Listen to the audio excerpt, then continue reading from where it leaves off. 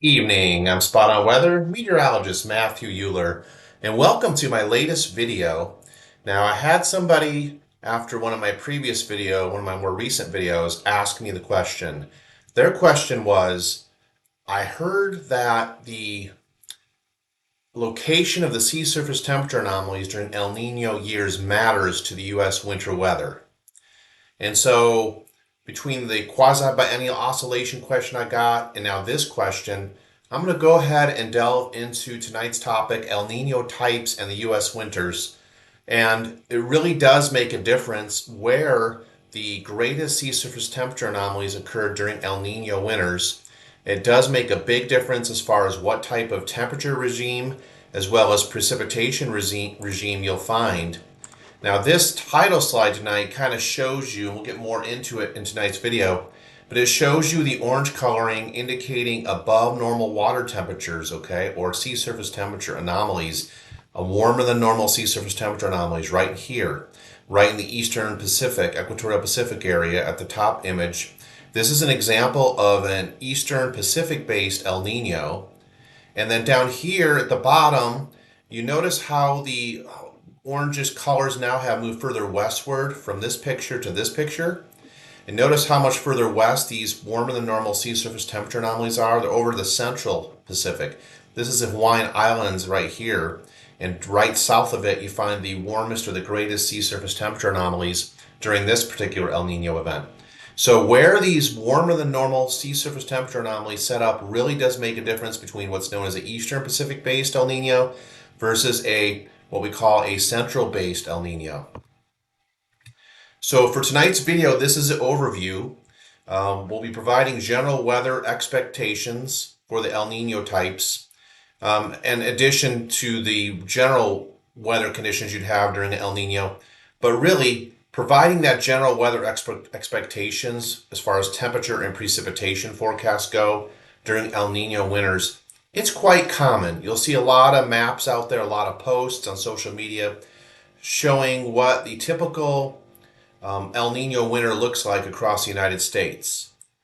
This is just a generalized view, though, the images you see shared for El Nino conditions. We have this but here. The location of El Nino's warmest sea surface temperature anomalies matters to winter weather across the United States. So you can provide general weather expectations as far as temperature anomalies and precip anomalies and where those occur across the United States during El Nino winters. However, but the location of El Nino's warmest sea surface temperature anomalies really do matter. Now, there are three potential scenarios that we could look at here. The first one is more of an East Pacific-based El Nino, or I call it East-based here, where the warmest sea surface temperature anomalies are located over the eastern portions of the equatorial Pacific off the coast of South America, the west coast of Peru. You can get a combination of both this East Central Pacific-based, or rather the East Pacific-based and the Central Pacific-based, where the warmest sea surface temperature anomalies are kind of located between where you'd find the eastern and the central equatorial Pacific areas. And then you have a central-based El Nino, Central Pacific-based El Nino, with the warmest sea surface temperatures further to the west, over the central portions of the equatorial Pacific, closer to the international dateline. Now, there's been a lot of research conducted in the field on the past El Nino types, as well as the temperature and precipitation outcomes for the United States winter season. Here is a good look here at the criteria for the East Pacific-based or East-based versus a Central Pacific-based or Central-based El Nino criteria. This is showing you the general regions across the equatorial Pacific where we monitor the sea surface temperature anomalies. So, for example, if we look at the criteria of what the water or the sea surface temperature anomalies look like in the East-based El Nino region, we're looking at mainly this box here, the Nino 1+2 region, which is generally going to extend from 80 degrees to 90 degrees west longitude, and then also from 0 to 10 degrees south latitude. Okay, that's the Nino 1+2 box. And then you have the Nino 3 region, okay, which generally extends from 150 east all the way to 150 west, and also 5 degrees north to 5 degrees south. Okay, so when we talk about the different types of El Niños, we look at these specific boxes.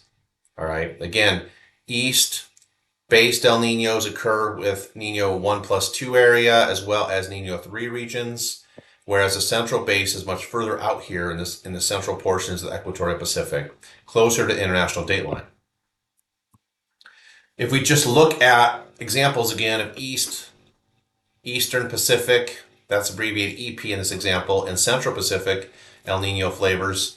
The Eastern Pacific, again, you'll notice on this particular diagram, the orange coloring indicating, you see the scale here, the temperature scale, how much above normal things are, the orange coloring indicating warmer than normal.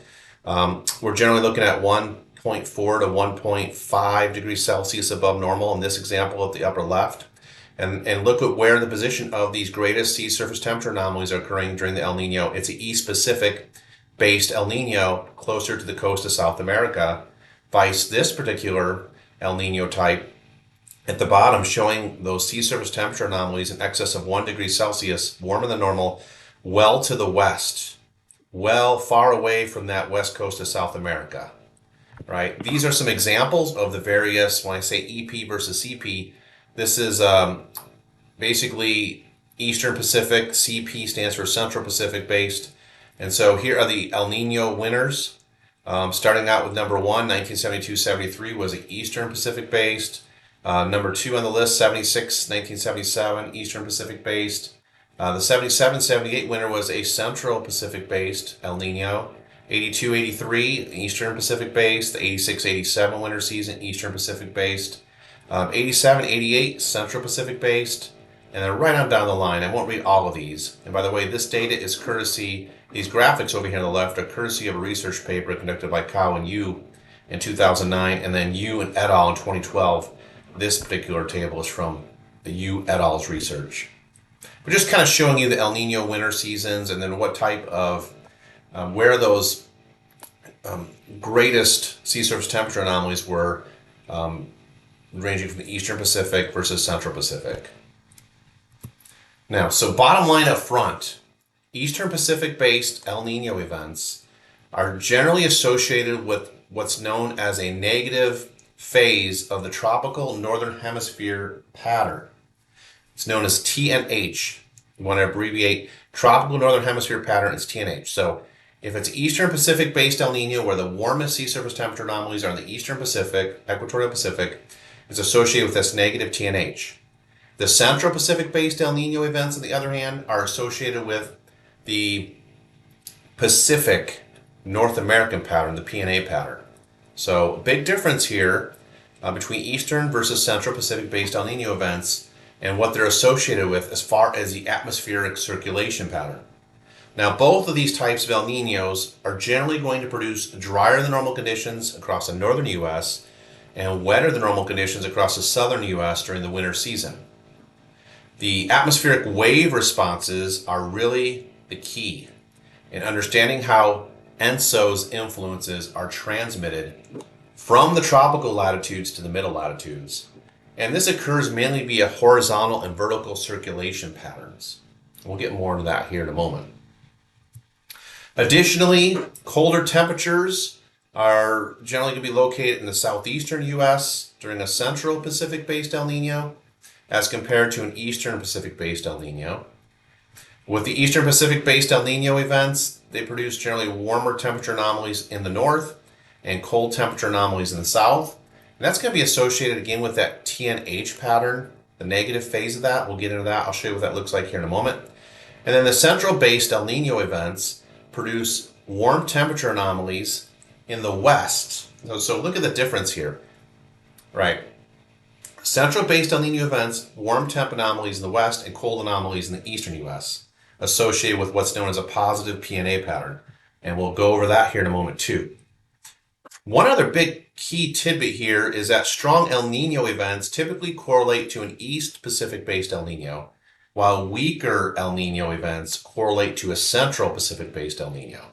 So there's a lot of connections here through research that's been conducted that generally show with East Pacific-based El Nino, you generally have cooler temperature anomalies to the south, warmer to the north with the TNH pattern. Central-based El Nino events generally produce those warmer temperature anomalies now in the west and colder anomalies in the eastern U.S. associated with a positive PNA. So it's important to look at where those greatest sea surface temperature anomalies are occurring once more. I'll say that very strongly. And then also the strength of the El Nino matters. Let's take a look at this, the PNA and the TNH, the 500 millibar geopotential height anomalies, so 500 millibars equating to 18,000 feet above the ground. Let's start with the PNA up here at the top. Orange coloring indicating anomalously high heights, higher than normal heights, and the blue coloring indicating below normal heights, anomalously below normal.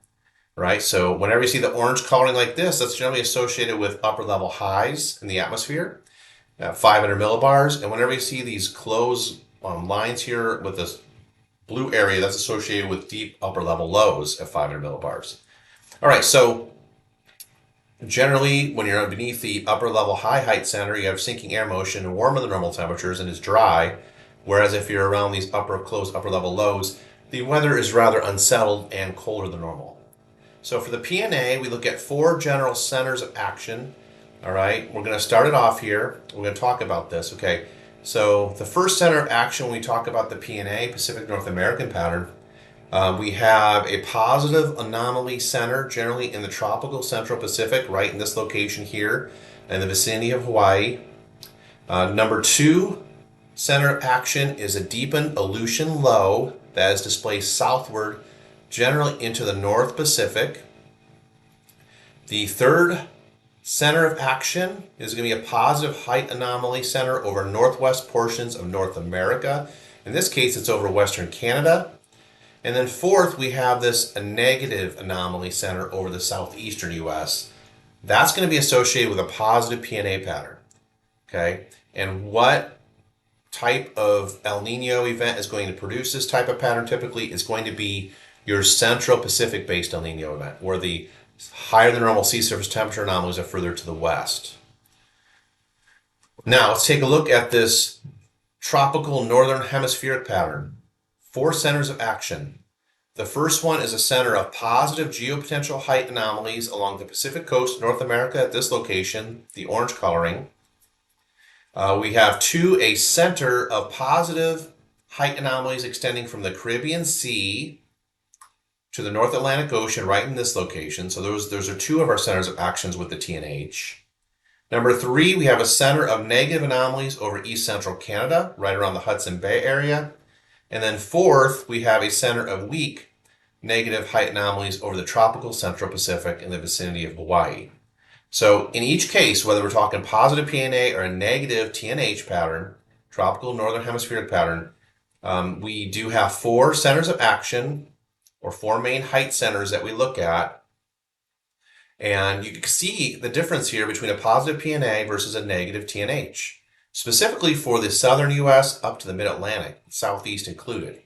You get higher than normal heights over this location with a negative TNH, whereas a positive PNA, you get a lower than normal heights, replaced by the blue shading here at the top.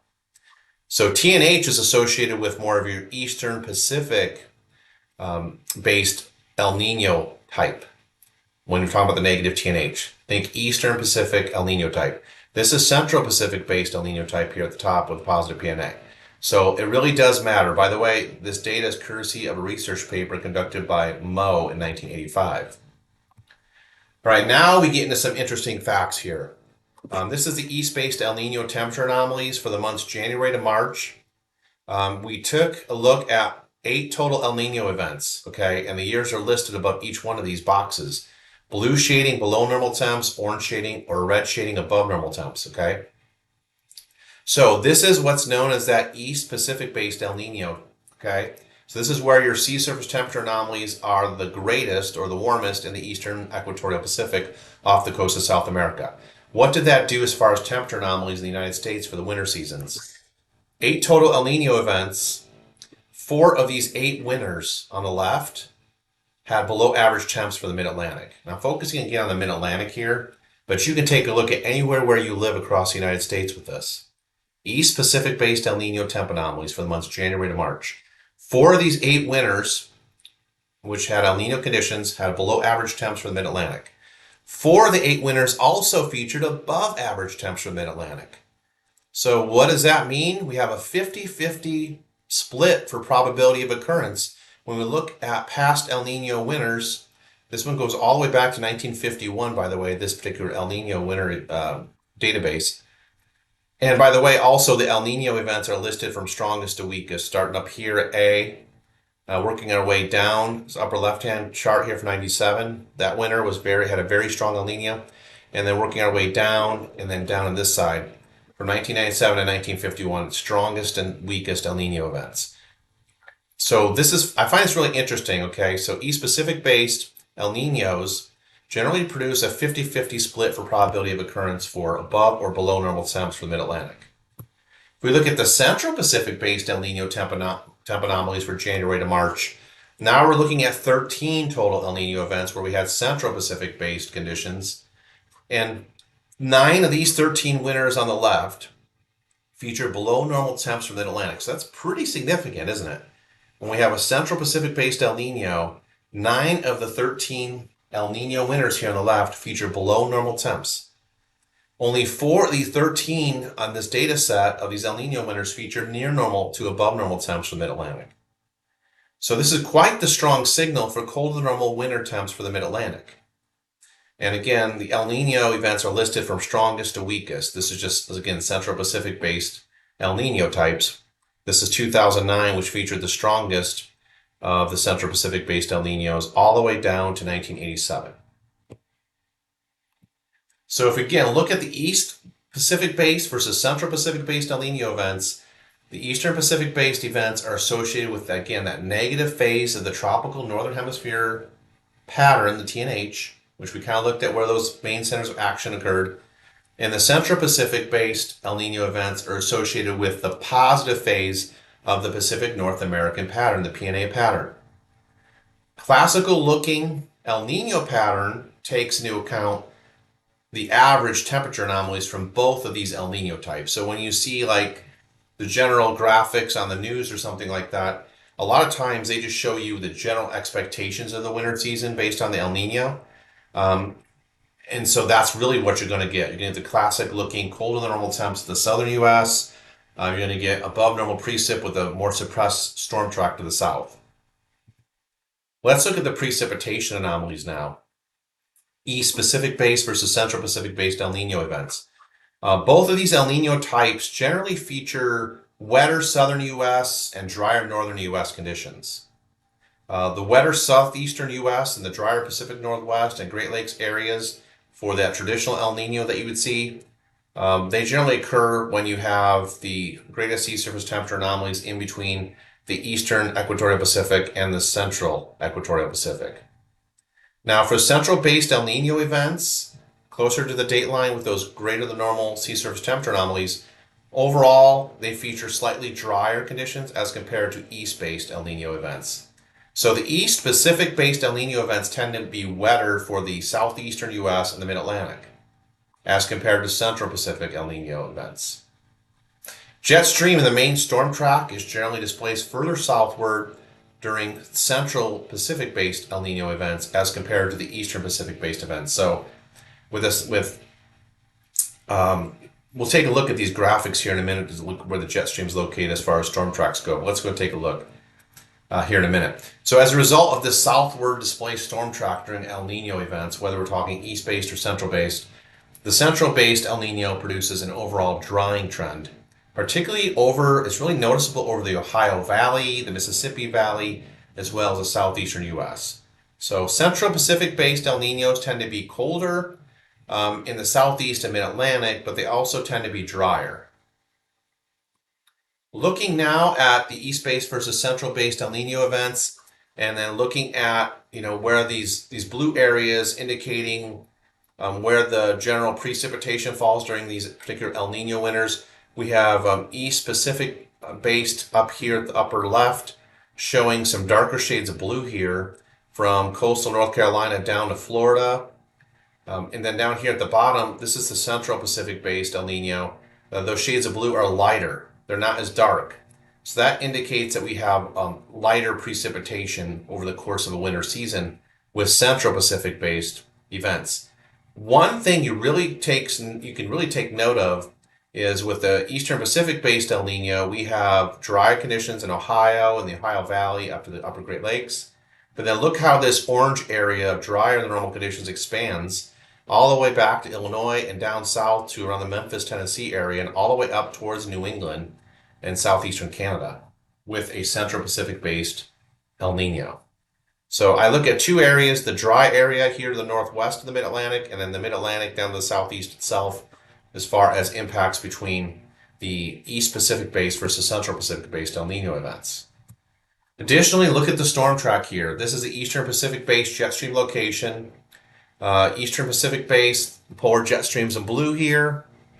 Subtropical jet streams applying all the moisture, copious amounts of moisture across the southern U.S. from Texas down to Georgia, over to Georgia. So this is during an Eastern Pacific El Nino event.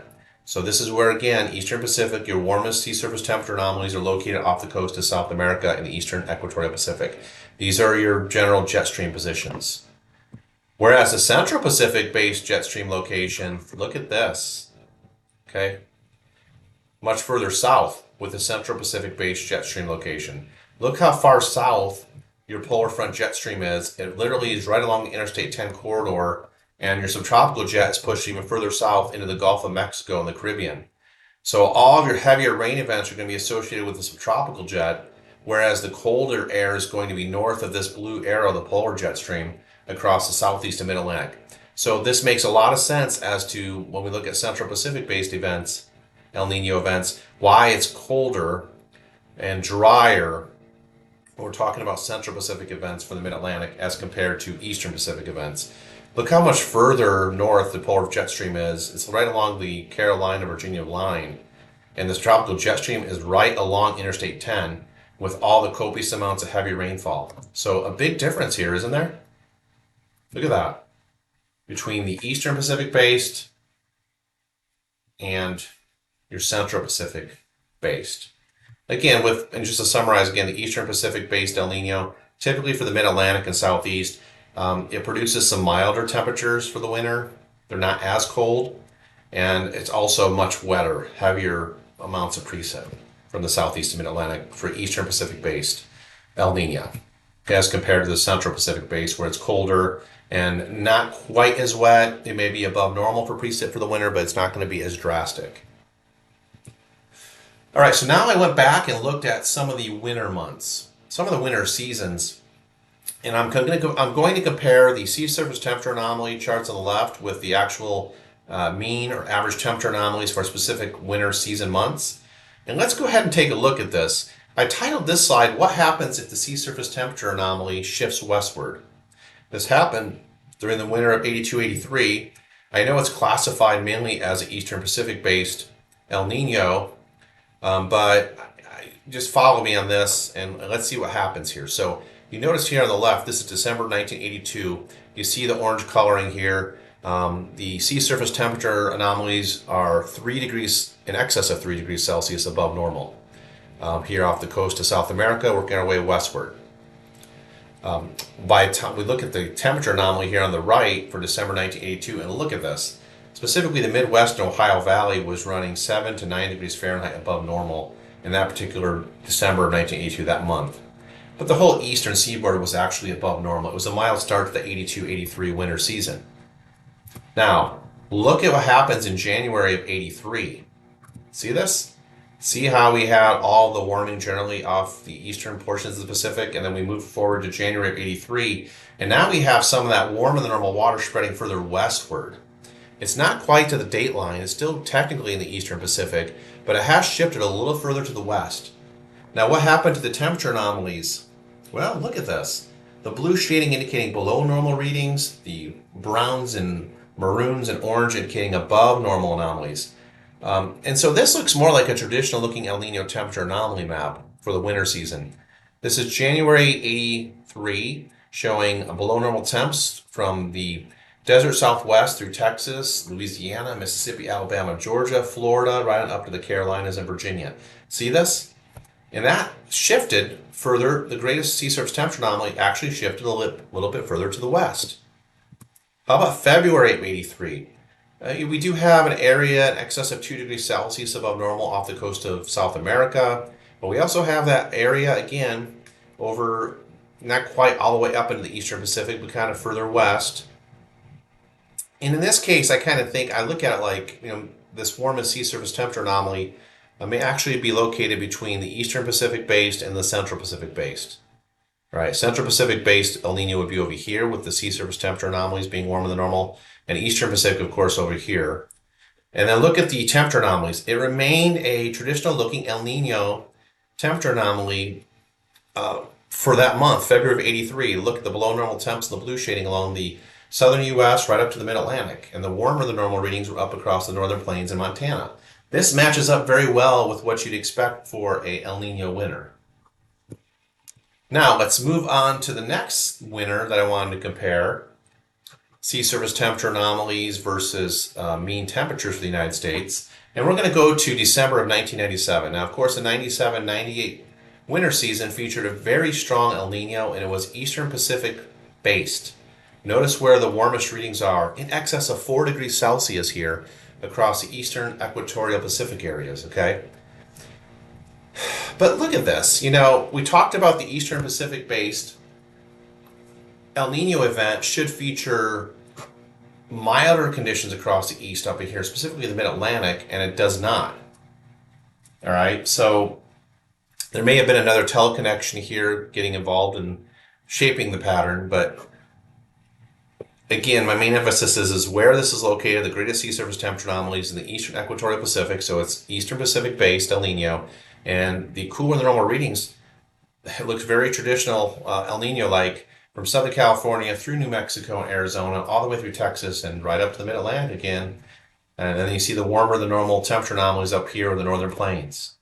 We look at January of 1998, and we still see that sea surface temperature anomaly. Has it moved much here from the Eastern Pacific? Let's go forward. Not really. Not really. If anything, yeah, it looks like the sea surface temperature readings, the anomalies started cooling a little bit. It's now down to 3.5 Celsius anomaly above normal in this area. And then look at the temperatures, how they changed. We went from a traditional looking El Nino pattern in December of 97 with cooler than normal temperatures across the south and mid-Atlantic to this. January of 98, look how above normal things were from Indiana, Ohio, right to Pennsylvania, New York State, New Jersey. And the mid-Atlantic was running 5 to 8 degrees Fahrenheit above normal for January of 98. Not much blue on this particular U.S. map, is there? The only below normal temperatures were over Montana, really, and in the higher elevations in Sierra Nevadas there in California. But this didn't really move a whole lot, and yet the temperature regime flipped. Again, that could be attributed to another teleconnection. Looking at the February of 98 sea surface temperature anomalies, generally, we continue to see a little bit of cooling with these anomalies.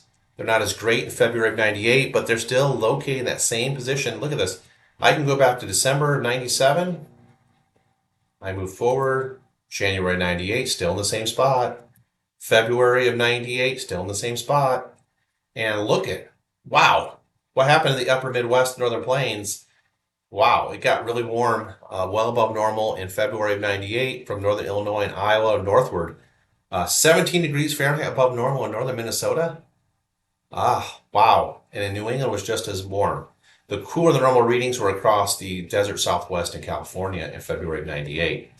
So this really didn't move, and temperatures did flip between December 97 to January of 98, and then February of 98 remained warm across the east mainly. Here is an example of a Central Pacific-based El Nino event where the sea surface temperature anomalies, now look where they are now. They're across the central equatorial Pacific now, closer to the date line, 180 degree west longitude, right over here. What happened to the December temperature, mean temperatures in December 94? Where's winter at? Except for California, you're the only one saying it's kind of chilly. Actually, feeling a little bit cool. But most of the United States was above normal and mild with a Central Pacific-based El Nino event. That's not supposed to happen, is it? With this particular event, we should have cooler, or actually milder conditions in the east, but we still should see some cooler than normal readings further back here, and we're not seeing it. What about January of 95? We still have the Central Pacific based El Nino. Not very strong, it's about 1 degree Celsius above normal for the sea surface temperatures in January of 95. And this is how things changed. Conditions remain well above normal across New England for January of 95. We do have a couple of cooler patches here across Florida and the Midwest. Also, there's some mild patches here across Texas, Oklahoma, Arkansas, Louisiana. Mid-Atlantic, milder than normal for January of 95. Okay. Looking at February of 95 now, we have the El Nino still across the Central Pacific waters, equatorial waters. And what happened here? Whoa, this isn't supposed to happen during a Central Pacific-based El Nino. Look how below normal things turn for New England. In this green shading, Pennsylvania, eastern Ohio, West Virginia, northern Virginia. Look at this blue all the way down the I-95 coast, I-95 corridor rather, and well above normal across the west.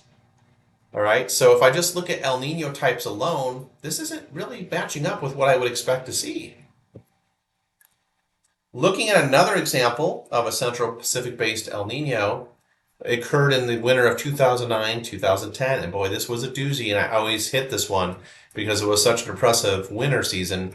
Look at how much above normal. This is a stronger El Nino now. Sea surface temperature anomalies in excess of 2 degrees Celsius across the central equatorial Pacific, south of the Hawaiian Islands. And look at how below normal things were for December 2009 across the United States. And not just in one area, we're talking coast to coast. The only area in the U.S. Was Florida that was near normal, that escaped the cold.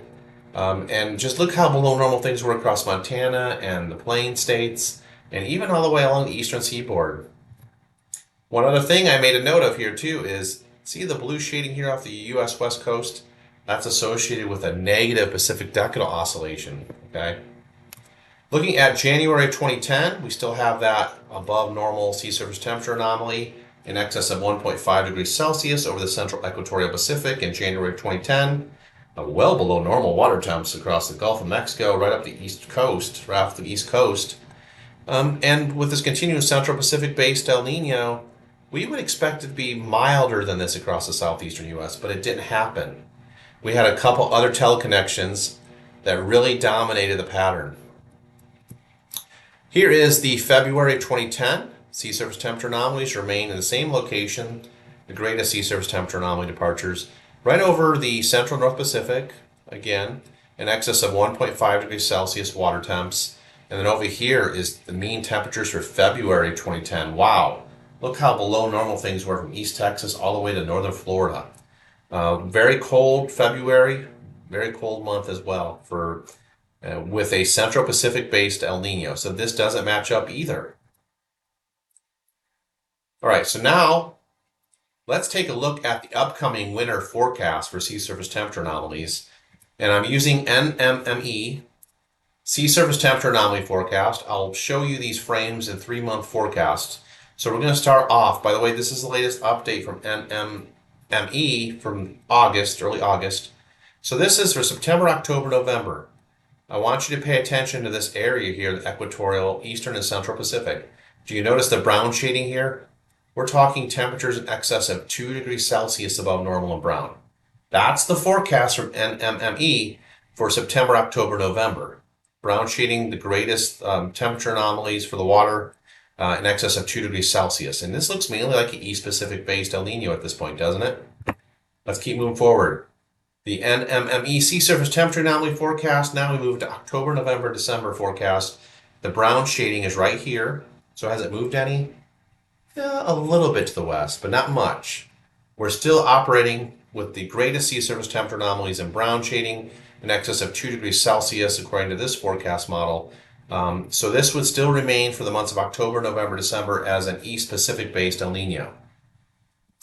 Let's now move forward to the months of November, December, and January, and notice here that brown shading didn't really move a lot. Generally in the eastern Pacific still, with the greatest sea surface temperature anomalies in excess of 2 degrees Celsius. So this again would be the eastern Pacific based El Nino type for November, December, and January. And then finally, let's look at the NMME sea surface temperature anomaly forecast for the months of December, January, and February. And there it is. Now, let's see if this particular anomaly, the brown shading, moved west at all. Not really. Okay. So, not much change on the NMME latest sea surface temperature anomaly forecast for the upcoming winter. We see more of an Eastern Pacific-based El Nino type as of the latest model run. We don't see this shifting further over here. Now this would be your dateline right here, by the way. Now if this anomalously brown area well above normal water temperatures expanded a little further to the west and focused over here, then we would be looking at a Central Pacific-based El Nino event. Eastern Pacific's generally in this area here. I mean, so you could potentially, if this moves a little further west, kind of put that area of greatest sea surface temperature anomalies between the East Pacific base type and the Central Pacific base type, potentially. Now, I wanted to show you a different model. This is called the GFDL, the SPEAR, Sea Surface Temperature Anomaly Forecast for the winter months, December, January, February. Do you notice one thing about this? It's showing very similar magnitude as far as the warm sea surface temperatures here, in excess of 2 degrees Celsius. Similar coding here for the color scheme. It's in excess of 2C. But look at the location differences here. Now this is the SPEAR, GFDL SPEAR. So here was the NMME for December, January, February. So see where it's located. Now move forward. This one squirts, I know they squirts, but moves a little further to the west. So now the very end, the western end of this greatest sea surface temperature anomaly is actually just around the dateline area, okay? International dateline. So this looks closer to getting to become more central-based El Nino, the Central Pacific-based El Nino type, according to this model. And we'll keep watching these models as time gets closer to the winter season. Here is the last one I'll show from NMME, Sea Surface Temperature Anomaly. This is for January, February, March. Starting to show the sea surface temperature anomalies, the warmer anomalies starting to cool off a little bit. We notice that the brown shading doesn't cover as great of an area across the eastern portions of the equatorial Pacific. And let's see, did it change any? Let's see. This is December, January, February, NMME, sea surface temperature anomaly forecast. Did this change the positioning of the warmest anomalies? Not really. All right, so that remains Eastern Pacific based. So let me go ahead and conclude today's video with these main points. First off, Eastern Pacific based El Nino events, they tend to produce heavier amounts of precipitation for the southeastern U.S. to mid-Atlantic. But they also tend to produce milder temperatures or not as cold temperatures. All right, so what are we expecting this winter based on the latest model data? We're expecting more of an Eastern Pacific-based El Nino event. That's the way it looks right now in August of 2023. This could change, but that's the way it looks right now. GFDL SPEAR model is a little bit different, but in general, you know, if you wanted to even claim it, you could say maybe, you know, this warmer anomalous water, the 1 to 2 degrees Celsius anomaly spreads a little further to the west, or maybe this is located between the Eastern Pacific based and the Central Pacific based. But anyway, right now we're looking at an Eastern Pacific based El Nino event in the current forecast. So again, that would produce heavier amounts of precip for the southeastern U.S. to the mid-Atlantic this winter, but it also would tend to produce milder temperatures. The Central Pacific based El Nino events generally produce above normal precip for the southeastern U.S. to mid-Atlantic, but the heaviest precip is further south along the Gulf Coast to the Florida area and the Caribbean due to a more southerly suppressed jet stream and storm track. With greater sea surface temperature anomalies, generally located between the eastern and the central Pacific, we would expect to see more traditional El Nino look during the winter. So we'd have that above normal precip from Southern California to the Gulf Coast and Mid-Atlantic with below normal temps for these same areas. If the sea surface temperature anomaly, this greatest sea surface temperature anomaly, was between the eastern Pacific area and the central Pacific area. Now, this presentation took into account El Nino only. However, there are going to be other teleconnections which is going to interact with El Nino. And those other teleconnections could very well be more predominant during the winter season. The other teleconnections must be looked at carefully to determine whether we have constructive versus destructive interference, wave amplification versus wave cancellation. Now, the greatest sea surface temperature anomalies, it's potential, it could happen, and we've seen it happen in previous winters, during the El Nino winters. The greatest sea surface temperature anomalies may possibly start in the eastern Pacific before shifting further westward during the winter season, and we'll have to watch that. That is going to have huge implications on the upper atmospheric circulation, the wave trains that develop. And what I mean by wave trains is where those troughs and those ridges set up downstream into the United States. Now, the Eastern Pacific-based El Nino, again, as a reminder, is associated with that negative TNH, tropical northern hemispheric pattern, while the Central Pacific-based El Nino is associated with a positive PNA pattern. Stronger magnitude El Nino events typically results in Eastern Pacific-based events, and we have a strong one this winter. Well, at least that's the forecast. Weaker magnitude El Nino events, on the other hand, if we were looking at a weaker El Nino this winter, they typically result in more Central Pacific-based events. And really, I just want to hit these main 2 points, and then we'll conclude today's video. Just because we have an Eastern or Central Pacific-based El Nino forecast, that does not necessarily mean our winter weather will follow suit perfectly. The atmosphere, we know it's a wild card. We know it fluctuates on short order, and you never want to bet against the atmosphere behaving like it should, because sometimes it does not behave like it should. I've seen past winter seasons where, we had La Nina and it behaved like an El Nino. I've seen it where we've had an El Nino which has behaved like La Nina.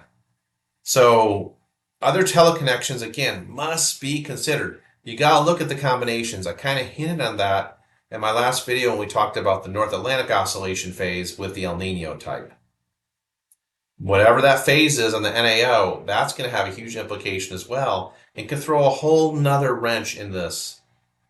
So look at those additional teleconnection combinations. What's your PNA doing? What's your PDO look like? What does your AO and NAO, all those? What's the MJO doing? I talked about that in my last video, the MJO and winter weather. All this stuff has to be considered. These are the references I used in today's video presentation.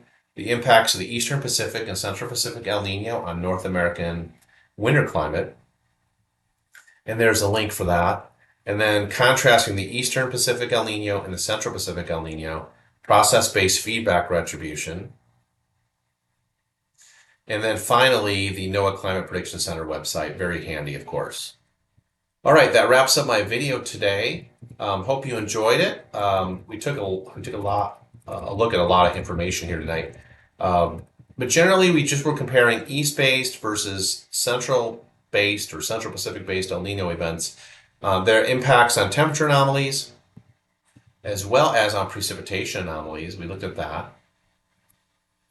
And then also the impacts of Eastern Pacific-based versus Central Pacific-based on the jet stream location. All right, that wraps up my video today. I hope you enjoyed it. My next video will be covering the quasi-biennial oscillation, the QBO, and its impacts on U.S. winter weather.